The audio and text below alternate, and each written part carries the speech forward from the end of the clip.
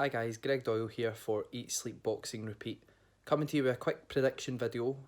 This week I will be looking at Hannah Rankin, Pride of Scotland's IBO Super-Welterweight title challenge against American Sarah Curran, who is currently 4 wins, 1 loss, 1 draw. Hannah Rankin herself is 6 wins and 3 losses. However, Hannah's fought some really good experienced fighters, as in Clarissa Shields, etc. So just going to give you guys a quick and very brief explanation as to where I see the key points of the fight being won, and finally my prediction. So I think with Sarah coming over and fighting Hannah in Hannah's back garden of Scotland, I think Sarah's got to come over and push the fight.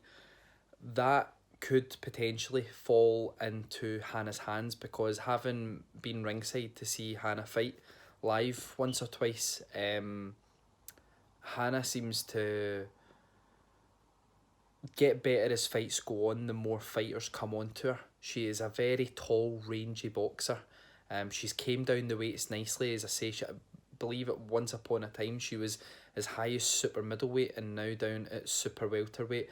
Her height, her balance, etc. Very good. As I say, I've seen Hannah live a few times, and Sarah Curran, although she's a bit of an unknown entity, the only two decisions that have not gone her way, whereas they've been a draw and a loss, they've been to the same fighter. So it's certainly an interesting bout to look at. It seems as though it is a bit of a 50-50.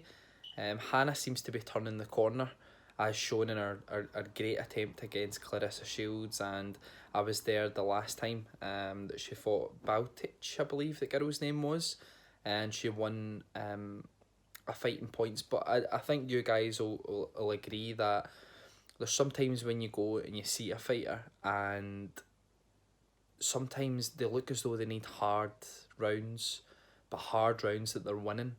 And when I went to Hannah's last fight, that seemed to be the gist of what I got. It was hard rounds. Gil Baltic made it uncomfortable at times, but Hannah's boxing and her belief helped her come through, and that could be pivotal this weekend. As I say, it's Hannah that's got home advantage.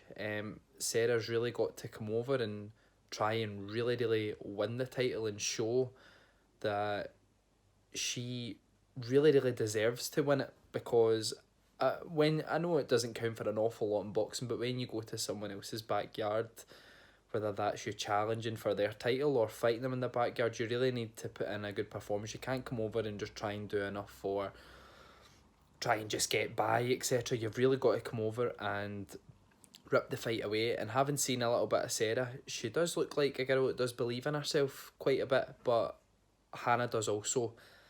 And for me, my prediction for this weekend, for that fight in particular, I think it's going to be a very tight affair. I think both girls will do very well to start fast in the fight and build up a bit of a lead. I think that's going to be really important. But for me, that's going to be Hannah. And I think that it's going to be hard. It's going to be gritty at times. There could be a couple of shaky moments.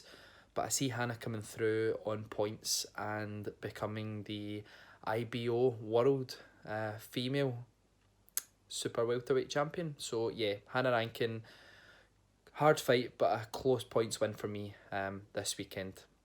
If you guys want to see more from us, we Eat, Sleep, Boxing, Repeat.